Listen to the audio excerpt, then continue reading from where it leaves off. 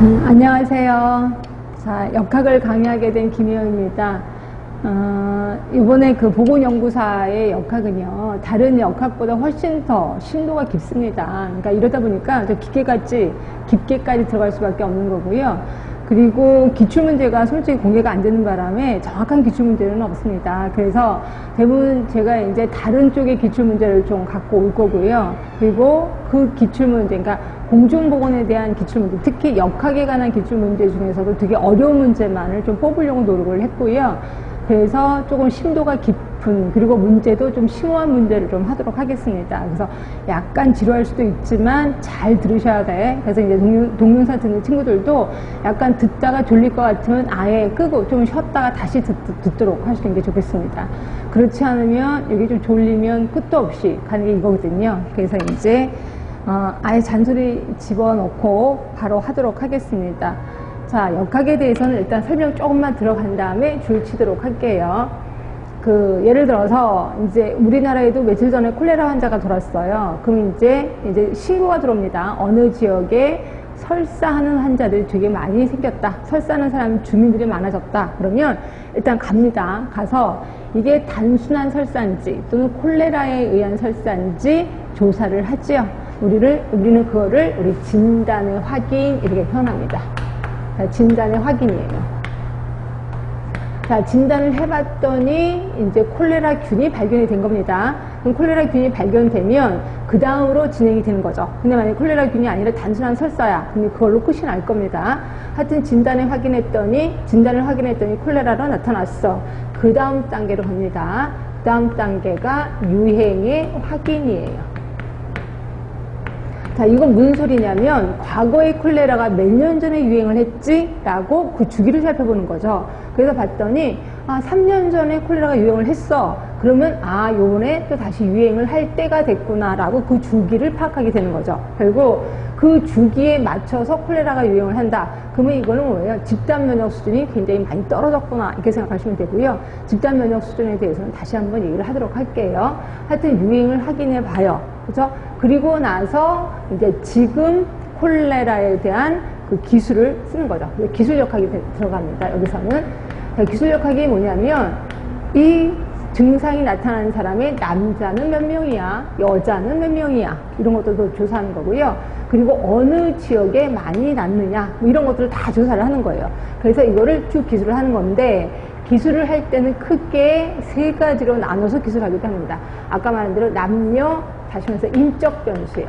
인적 변수별로 구분해서 기술하기도 하고요. 또 하나가 시간적 변수로 기술하기도 합니다.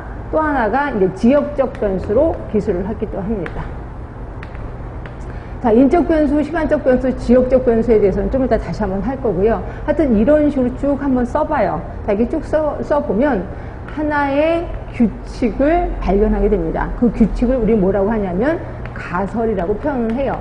그래서 가설이 설정된다 하시면 되고요. 그 다음에 이제 가설이 설정됐어. 그 다음에 이 가설이 맞는지 틀린지 한번 확인해 봐야 되겠죠. 그래서 확인하는 거를 우리는 가설 검정이라고 표현해요. 그러니까 가설을 검정하는 역학을 우리 뭐라고 하냐면 분석 역학, 이렇게 표현합니다.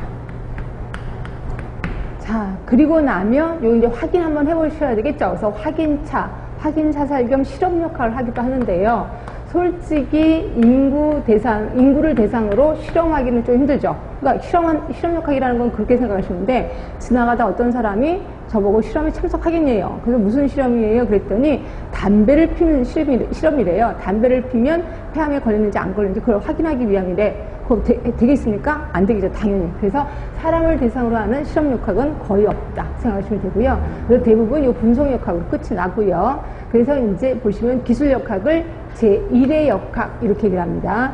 그리고 여기에 분석 역학을 제2의 역학이라고 하는 거고요. 만약에 실험 역학을 했다면 실험 역학이 제3의 역학이라고 하는 거죠. 근데 만약에 실험 역학이 실험을 안 해, 그러면 여기서 슬쩍 빠집니다. 실험 역학이 빠지고 여기에 이론 역학이라고 또 들어가기도 합니다. 그러니까 이렇게 했던 분석 역학 하고 나서 그 어떤 규칙을 숫자화하는 거죠. 그거를 우리 이론역학이라고 하는 거고, 그래서 어떤 책에서는 이론역학을 제3의 역학이라고도 합니다. 그러니까 어떤 게 맞아요 그러지 말고 둘 다 외우셔야 돼. 그러니까 어떤 학자들은 실험역학을 제3의 역학이라고도 하고, 어떤 학자들은 이론역학을 제3의 역학이라고 하는 거다, 이렇게 생각하시면 되고요. 그래서 이 두 개는 다 머릿속에 기억하시면 되고요. 하여튼 대부분 역학은 이론 순서대로 가고 있습니다. 그리고 나서 이제 보고서를 작성하는 거죠.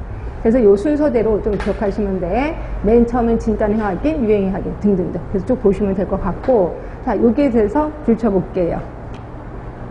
자, 역학이라는 거는 에피데미올로지입니다. 자, 에피라는 건 뭐냐면 뭐뭐에 대한, 그리고 데미오 하면 사람들이에요. 로지는 학문. 결국 사람들에 대한 학문이에요. 그래서 이 말을 처음으로 쓰는 사람은 누구냐면 히포크라테스가 처음으로 썼고요.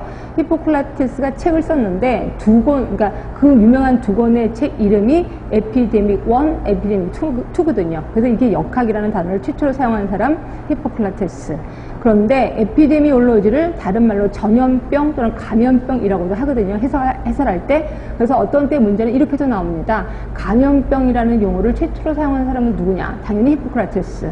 또는 역학이라는 용어를 최초로 사용하는 사람은 누구냐? 히포크라테스.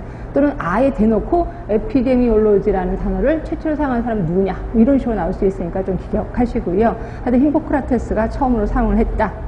자, 역학의 정의를